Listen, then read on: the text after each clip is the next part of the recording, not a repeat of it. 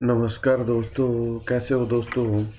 उम्मीद करता हूँ दोस्तों आप सब अच्छे होंगे। सामान्य वित्तीय लेखा नियम अपन पढ़ रहे थे। सामान्य वित्तीय लेखा नियम के अपन ने नियम संख्या 46 तक कल देख लिया था। आज नियम संख्या 47, 48 और 49 तक देखेंगे। 3 नियम देखेंगे। सामान्य वित्तीय लेखा नियम दोस्तों जूनियर अकाउंटेंट के सिलेबस का एक महत्वपूर्ण टॉपिक है और अपन इस टॉपिक को जैसे ही कंप्लीट करेंगे दोस्तों अपन इसके बाद में जूनियर अकाउंटेंट के सिलेबस का ही एक और महत्वपूर्ण टॉपिक करेंगे और आने वाले समय में आपके लिए बहुत कुछ निःशुल्क लेके आएंगे।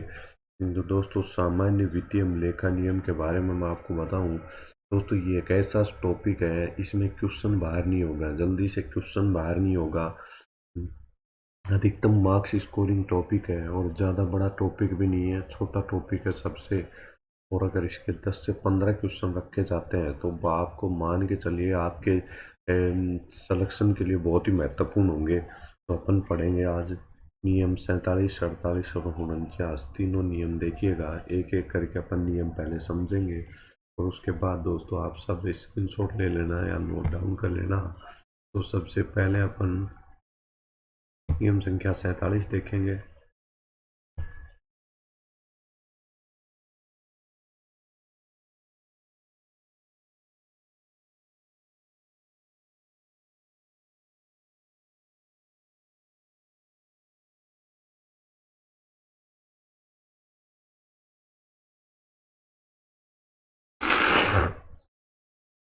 दोस्तों ये है डुप्लीकेट।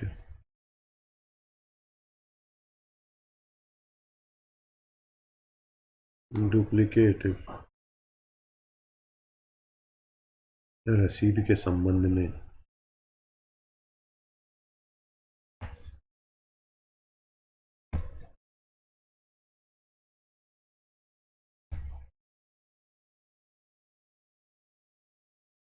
नियम संख्या 47 किसके संबंध में है? डुप्लीकेट रसीद के संबंध में है। तो डुप्लीकेट रसीद के संबंध में कोई भुगतान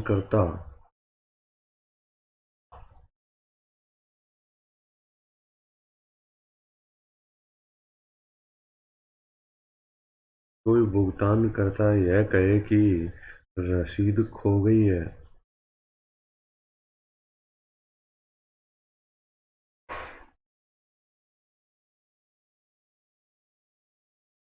तो दोस्तों उसको डुप्लीकेट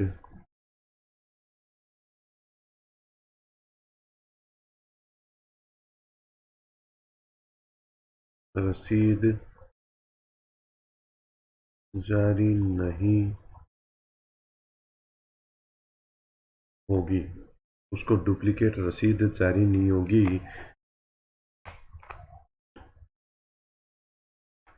क्या किया जाएगा? निर्धारित शुल्क लेकर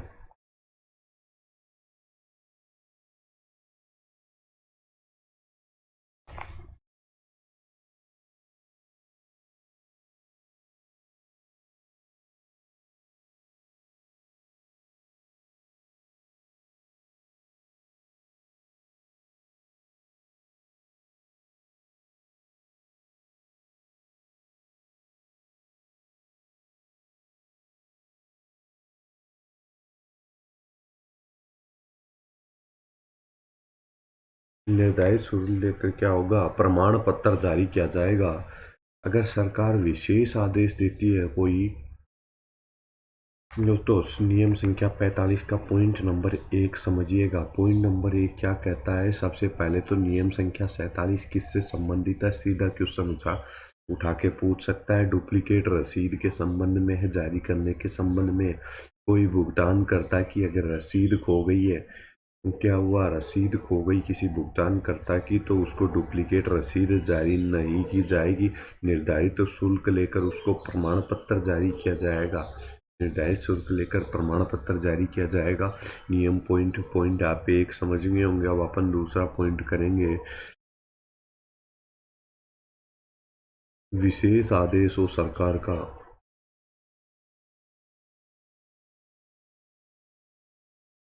दोस्तों राज्य के अंतर्गत पूरा प्रशासन राज्य सरकार के अधीन होता है, तो राज्य सरकार के आदेश से तो कुछ भी संभव है। तो राज्य सरकार के आदेश होने पर, विशेष आदेश होने पर क्या किया जाएगा, जो कि विधि की बाध्यता हो।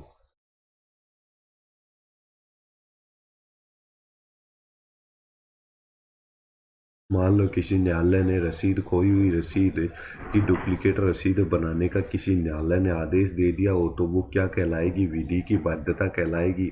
और विधि की बाध्यता और सरकार के विशेष आदेश, सरकार के विशेष आदेश पर क्या किया जाएगा।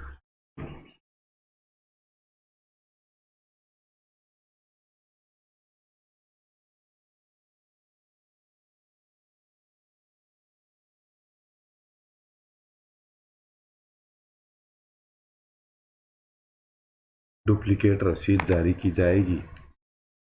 तो अपन ने डुप्लीकेट रसीद के संबंध में दो पॉइंट देख लिए। अगर दोस्तों पॉइंट संख्या 3 अब इधर देखेंगे, यदि चालान से चालान से राशि कहाँ जमा हो जाए, कोषागार में,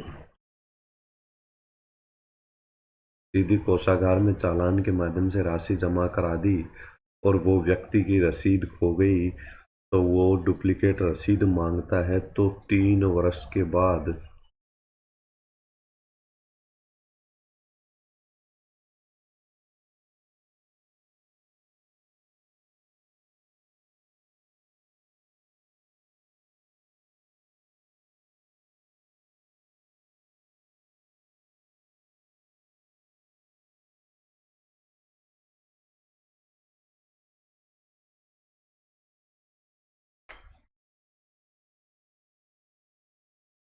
दोस्तों अपन नियम संख्या 47 देखा। अपन ने दोस्तों नियम संख्या 47 देखा और नियम संख्या 47 का पॉइंट नंबर 1, पॉइंट नंबर 2 और पॉइंट नंबर 3, अब इन तीनों पॉइंट को अपन एक बार वापस से समझेंगे। अगर आपने अब तक ध्यान नहीं दिया तो अब एक बार तीनों पॉइंट को समझिएगा।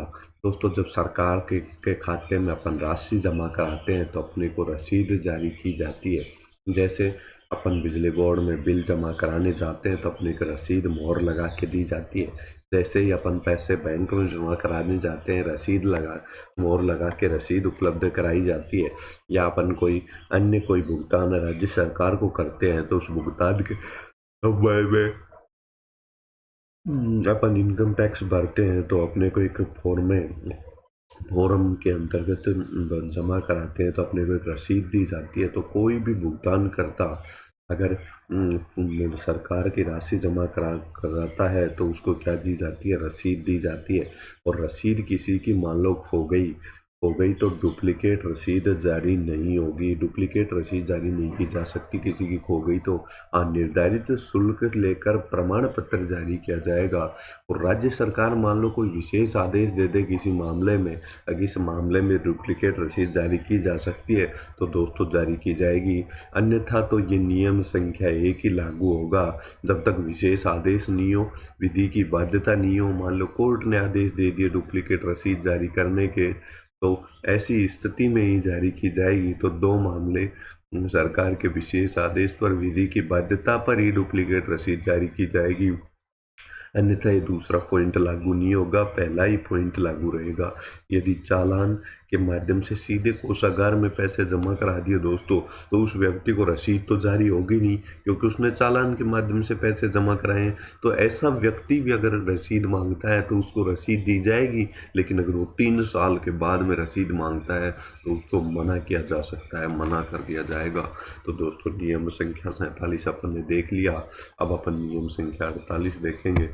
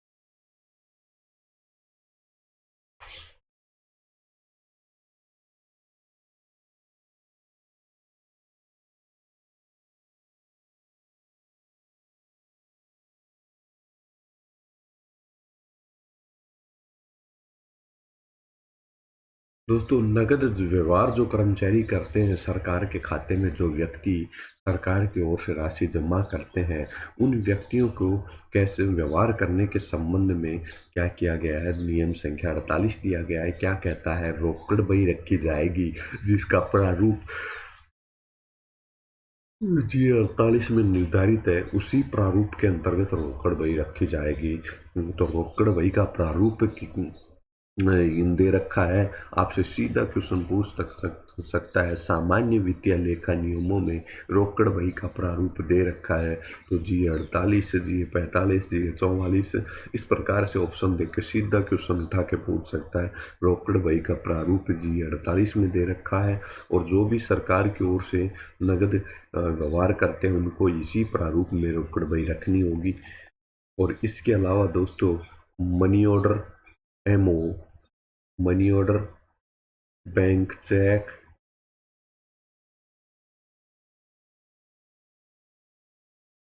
Money order, bank cheque, DD, demand draft, DD होता है डिमांड ड्राफ्ट,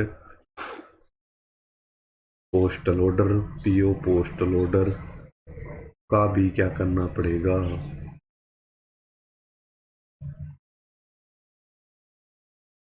का भी रजिस्टर।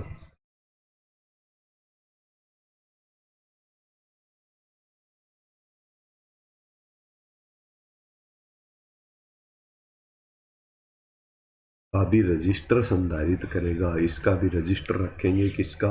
मनी ऑर्डर का, बैंक चेक का, डीडी का, पोस्टल ऑर्डर का भी रजिस्टर संधारित करेंगे। और सभी लेन देन की प्रविष्टि क्या करेंगे? इनका रजिस्टर का फॉर्मेट जीए 51 में दे रखा है दोस्तों। जीए 51 में जो रजिस्टर रखा जाएगा, जिस रजिस्टर के अंतर्गत क्या किया जाएगा, डीडी प्राप्त होती है, कोई बैंक का चेक प्राप्त होता है, तो उसकी डिटेल इस रजिस्टर में नोट की जाएगी। और इस रजिस्टर का प्रारूप जीए 51 में दे रखा है। तो दोस्तों, ये भी सीधा क्वेश्चन उठा के पूछ सकता है। इम्पोर्टेंट पॉइंट है, इम्पोर्टेंट पॉइंट है। और दोस्तों, सभी लेन देन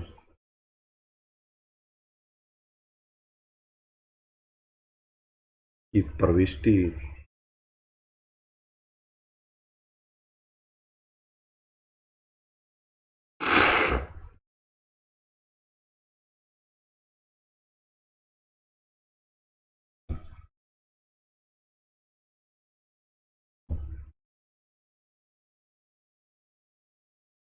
सभी लेन देनों की प्रविष्टि किसमें की जाएगी?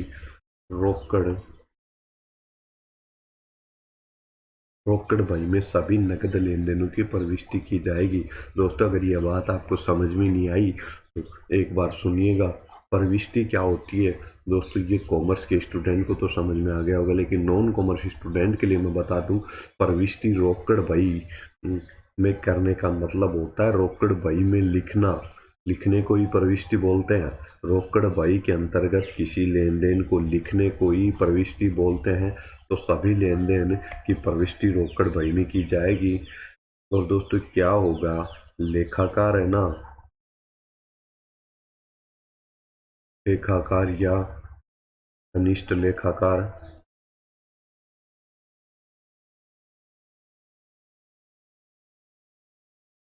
लेखाकार या कनिष्ठ लेखाकार क्या करेगा?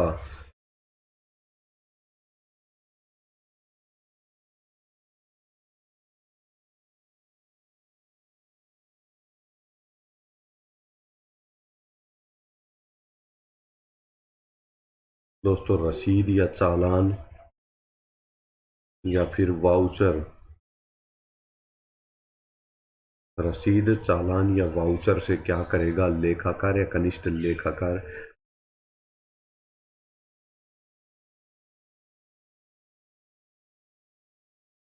रोकड़ बही का मिलान करेगा। और क्या करेगा? उसको प्रमाणित,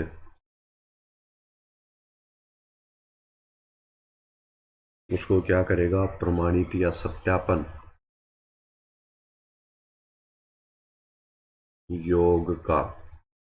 तो अब दोस्तों एक बार समझिएगा नियम संख्या 48। मैंने आपको बिल्कुल काम के पॉइंट जो नियम संख्या 48 में वो एक एक करके समझाए।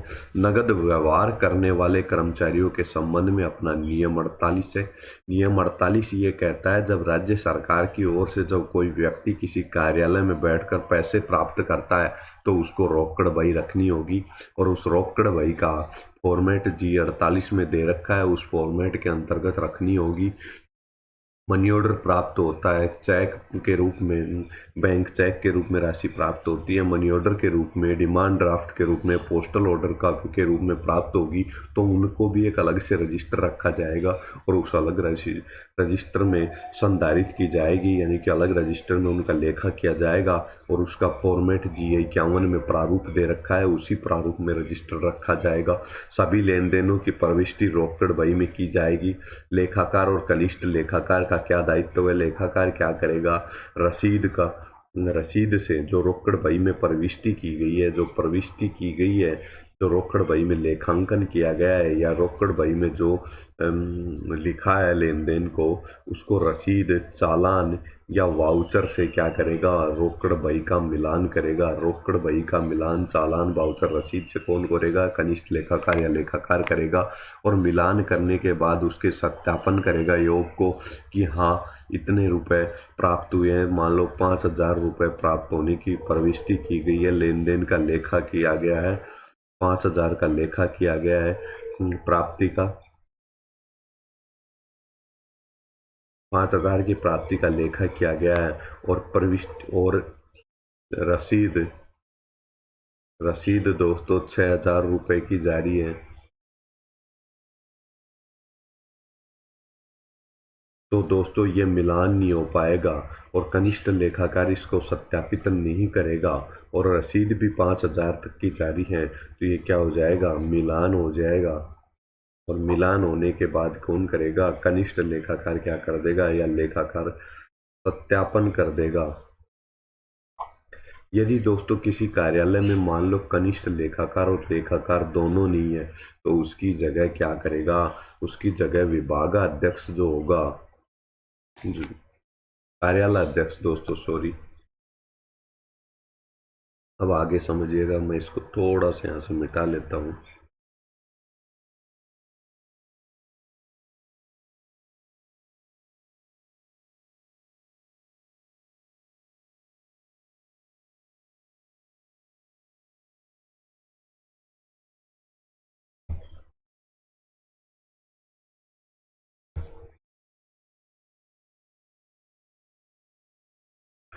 दोस्तों किसी कार्यालय में लेखाकार या कनिष्ठ लेखाकार नहीं है, तो क्या होगा? विभाग कार्यालय अध्यक्ष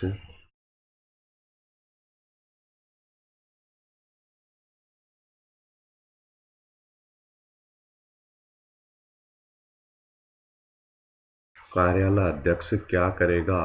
कार्यालय अध्यक्ष अगर किसी लेखाकार और कनिष्ठ लेखाकार रसीद, चालान, वाउचर, रोकड़ बही का मिलान करेगा, प्रमाणित करेगा।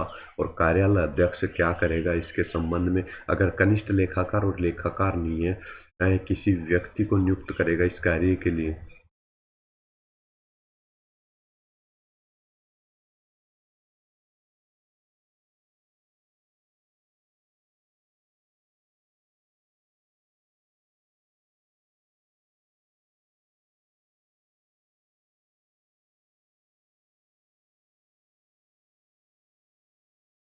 इस कार्य के लिए क्या करेगा? किसी व्यक्ति को नियुक्त करेगा। इस कार्य के लिए क्या करेगा? किसी व्यक्ति को नियुक्त करेगा। दोस्तों अपन ने नियम संख्या 48 देखा। मैं उम्मीद करता हूँ आपको समझ में आ गया होगा। जो ये मिलान का कार्य लेखाकार और कनिष्ठ लेखाकार कर रहे थे, अगर ये ऑफिस में नहीं है तो कार्यालय अध्यक्ष किसी व्यक्ति को नियुक्त करेगा इस कार्य के लिए। ये अपन ने ये कौन सा नियम देखा है दोस्तों? ये अपन ने नियम संख्या 48 देख लिया। अब नियम संख्या 48 के बाद अपन क्या देखेंगे? नियम संख्या 49।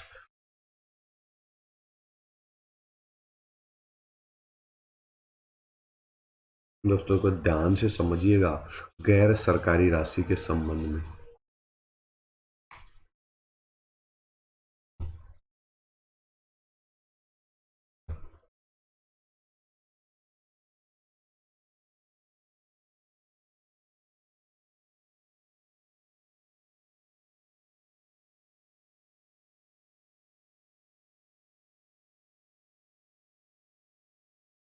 गैर सरकारी राशि के संबंध में नियम संख्या 4849 क्या कहता है? गैर सरकारी राशि अ, अगर प्राप्त नहीं करेगा, जो व्यक्ति सरकारी राशि प्राप्त करता है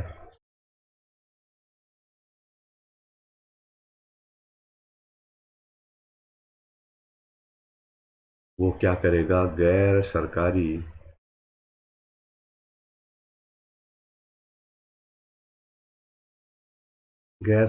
राशि प्राप्त नहीं करेगा। दोस्तों, गैर सरकारी राशि, सरकारी धन प्राप्त जो व्यक्ति करता है वो गैर सरकारी राशि प्राप्त नहीं करेगा। लेकिन विशेष परिस्थिति में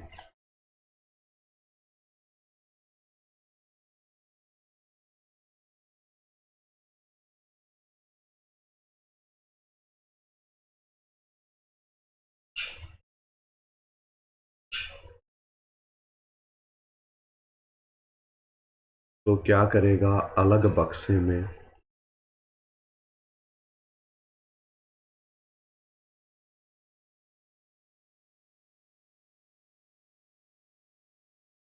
दोस्तों अलग बक्से में रखेगा उस राशि को। तो दोस्तों अपन ने नियम संख्या 3 नियम देखे, आपने आराम से समझे होंगे। मैं उम्मीद करता हूँ तीनों नियम आपको समझ में आए होंगे। एक बार आप सब स्क्रीनशॉट ले लें, और अगर दोस्तों आपको समझ में नहीं आया तो पहले स्क्रीनशॉट लिए हुए को नोट डाउन करें, नोट्स बनाएं, और उसके साथ में फिर जैसे ही आपने नियम नोट किया है उस नियम के संबंध में उसको पढ़ लें, और उसके बाद क्लास देखें तो आपको, मैं उम्मीद करता हूँ, ज़रूर समझ में आएगा। तो नियम संख्या 47 दोस्तों, मैं इसमें इम्पोर्टेंट पॉइंट्स को अंडरलाइन कर देता हूँ, हाईलाइट कर देता हूँ।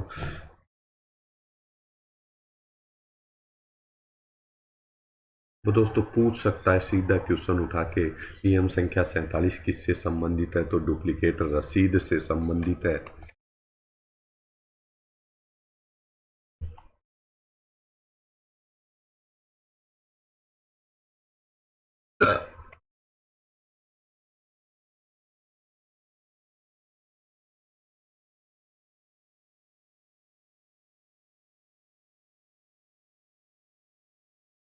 दोस्तों आप साथ साथ स्क्रीनशॉट लेते चले।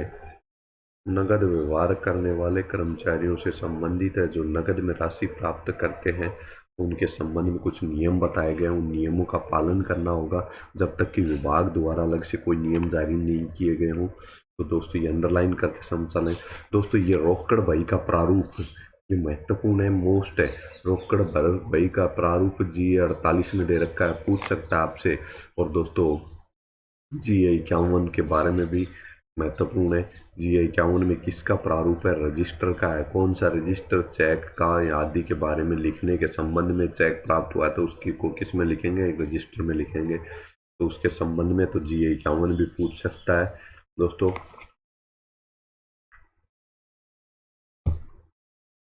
और दोस्तों यह आज की क्लास का तीसरा नियम है दोस्तों, स्क्रीनशॉट लेते चलें। गैर सरकारी राशि प्राप्ति के संबंध में निर्देशों के संबंध में, जो सरकारी कर्मचारी होगा दोस्तों वो गैर सरकारी राशि प्राप्त नहीं करेगा, और अगर प्राप्त करेगा तो उसका दोस्तों स्क्रीनशॉट ले लेंगे कि नियम का 48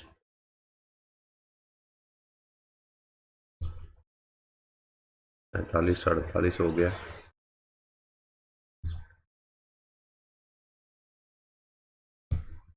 दोस्तों आज की क्लास में इतना ही। धन्यवाद दोस्तों।